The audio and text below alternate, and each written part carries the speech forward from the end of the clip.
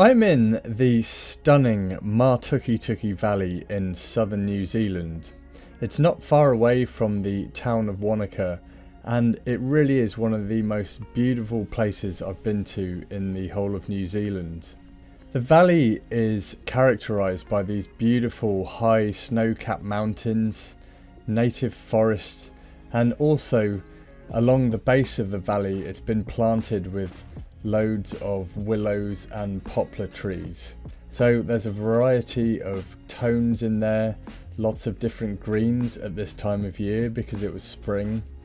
And then tucked away, where you couldn't even see it from the side of the road, was this beautiful waterfall, absolutely stunning. This is just a landscape painter's paradise, especially at the time of year that I painted this, which was spring. What I really loved about the area was the rich greens of the grass and then the darker tones of the native trees that are at the foothills of the mountains, the shadows within the mountains and all the different tones and tiers of depth that you could create within a painting, and then of course the snow-capped mountains themselves. It's just a stunning place. Now then, as we all walked to the location, Andrew Tischler said that he'd found this waterfall as he'd recently moved to Wanaka and that it was going to be a tricky scene to paint, but we were all in agreement that we should get ourselves outside of our comfort zone, especially with plein air painting, because even if the paintings didn't work too well, we're all going to learn something. What I really loved about this waterfall was the clear pool of water that was at the base of it, especially where it was juxtaposed against the mountains in the background. And I also liked the scattered rocks and stones that were surrounding the pool of water. Once I decided on a view to paint, I got all my gear set up. So we're out here in the Matukituki Valley in southern New Zealand, not far away from Wanaka, and we're getting all our gear set up and we're about to start painting, so we'll get into it. It's a stunning place. So I'm going to paint this waterfall here with the water in the foreground, and I'm also going to see if I can get a bit of that view in the background, but we'll see how we go. I'm painting on an 8" by 10" linen canvas panel, and these panels are made by Seascape, and if you want to get some, I've put a link in the description box below. And I'm using oil paints here, and the brand of oil paints I'm using is Blue Ridge oils, and again, if you want to get some, I've put a link in the description box below. Now the whole thing about plein air painting is capturing that moment in time, but it's also another way of helping you to better understand the composition of the landscape, the tonal values, and also it really helps to loosen up your brushwork. So whenever I paint outdoors, my plein air paintings tend to be a lot more loose and impressionistic compared with my studio work. Now one of the things about painting outdoors is you never know what's going to happen with the weather conditions. The light is always changing, but it can suddenly cloud over and you just never know whether that light's going to disappear. So the easiest way to combat this is to paint your dark values and shadows first, and that's what I'm doing here. I started off by painting all the main shadows that were in the foreground here. Most of this painting composition is in the foreground, and I managed to squeeze in some of those mountains in the background. But tonally, everything in terms of shadows is much darker in the foreground, because we'll find our darkest darks and our lightest lights in the foreground. Yet as landforms recede, darks aren't as dark and lights aren't as light, and you can see that as I paint the shadows in the mountains in the background here. Now I was using combinations of mainly ultramarine blue, burnt sienna, a little titanium white and alizarin crimson, and then for those shadows in the background I was using more titanium white. So this would make the value lighter so that that mountain recedes into the distance. Now the thing about painting your dark values first is it sets a whole tonal framework for the painting and makes it much easier to paint the areas in light afterwards.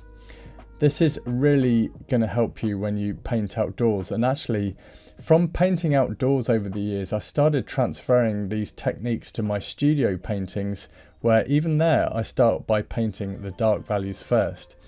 Now once those colours were established, or at least those shadows were established, I then started working my way towards the background, painting some of those tones in the mountains using some really low chroma yellows, and then working my way forward in the scene, so painting some of those greens in the grass and the variety of greens that are in the native plants here by the side of the waterfall. This was a tricky composition because I decided not to make the waterfall as the main feature, rather I've kind of tucked it in on the side there. But also I needed to be careful that the waterfall isn't grabbing all of the attention. I wanted it to be more about the pool of water as well. The tree there is providing a bit of a focal area as well in the painting. So I'd established my darks, but then the main thing I was doing was painting all those light values in the grass and in the water here, and just establishing the colours in the scene, knowing that later on in the painting I was going to restate my dark values. That's really going to bring that three-dimensional effect to the paintings. Now the brand of brushes I'm using is Rosemary & Co brushes, and I was mainly using bristle flat brushes, which is what I use for plein air. These brushes allow for a broad, loose, impressionistic painting style, and also helps me to cover ground quickly as well. Now if you want to get some Rosemary & Co brushes, I've put a link in the description box below. Now then, once I'd gotten the main colours in and the main areas of light, I started working on the reflections of the water, but the next thing that needed doing was to start establishing more of those stones and rocks, and I was using a lighter tone here. I've also switched to using synthetic brushes now, which give me a much more defined edge. So when I'm plein air painting, it's mainly a combination of bristle flat brushes and synthetic flat brushes, which is what I mostly use for landscape painting in general. Now the waterfall was pretty tricky, but what I did was I used a slightly darker tone of white by mixing in a little bit of ultramarine blue with a little burnt sienna and alizarin crimson in the mix. And then as I was using Liquid Original, which helps to speed up the drying time, I was allowing for this so that at the end of the painting I could add some highlights to the waterfall and just use titanium white with a little bit of yellow ochre. I then painted the sky and clouds in the background, and at this point in the painting I wanted to start thinking about getting it finished, so I began restating the dark values and painting those shadows. That's what's really going to convey the three-dimensional effect in this painting. For these grass shadows and shadows in the foliage, I was mainly using combinations of ultramarine blue with a little yellow ochre, even a small amount of phthalo green and alizarin crimson in there for some of those really dark tones. And then for the rock shadows, I was using mostly combinations of ultramarine blue with burnt sienna and just a little bit of alizarin crimson in there. I was then using a number 3 synthetic flat brush to start conveying some of the cracks within the side of the rocks, and also the shadows in these stones that are scattered in the foreground. Now, as I said, we will find our darkest darks as well as our lightest lights in the foreground, so when I paint the shadows in these stones, especially when they're contrasted against the highlight areas, they really come to life and they give the whole painting a lot more of a three-dimensional effect. Now, I really appreciate the benefits of plein air painting, and it's allowed me to really improve my studio painting as I apply many of the techniques I've learned from plein air painting into my studio work.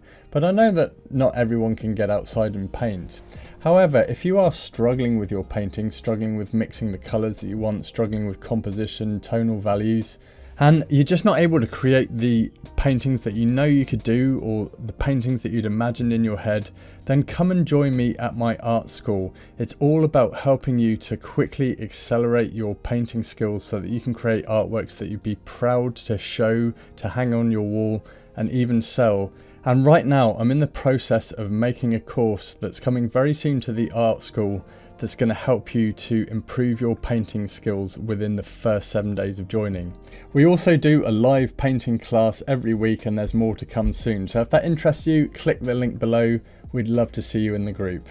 Now then, back to the painting, and I was to the point where I was just wanting to get it finished, and I was just adding the last details. So one of the things I do with painting in general is I save my lightest tones until last, which were in the rocks and the water as well. I was also just adding finishing touches, such as restating the shadows in the vegetation on the side of the rocks there, and just tidying up those stones in the foreground. Now with all of my paintings, as I move towards finishing the painting, I'll usually restate more of the dark values, but the main thing is I save my lightest lights until the very end of the painting. Now, as I said, I was using Liquin Original with this painting, which helps to speed up the drying time, and by the time I was getting to the point of finishing it, some of the paint was dry enough that it was forming a tack that I could layer some lighter tone on top. And one of the lightest values was the highlights in the waterfall here. There was a lot of spray coming off it as well, and in this case I was using a bristle dagger brush to convey some of the spray and the highlights on the water. Now, keeping in mind that I was saving my lightest values until the end, I was using a mix of titanium white with just a little bit of yellow ochre, which is going to produce a really light tone. And with that, the painting was complete. Definitely a tricky painting, and I was certainly out of my comfort zone, but I might use this as a reference for a larger painting later on.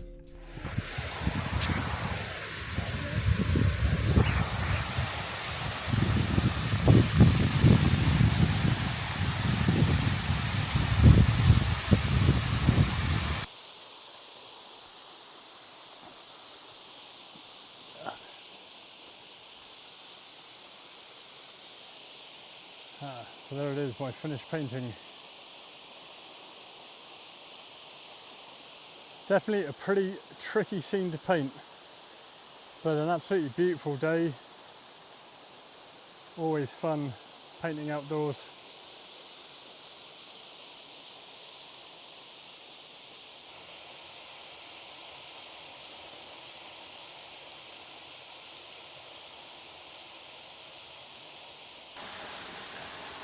What an awesome day, guys.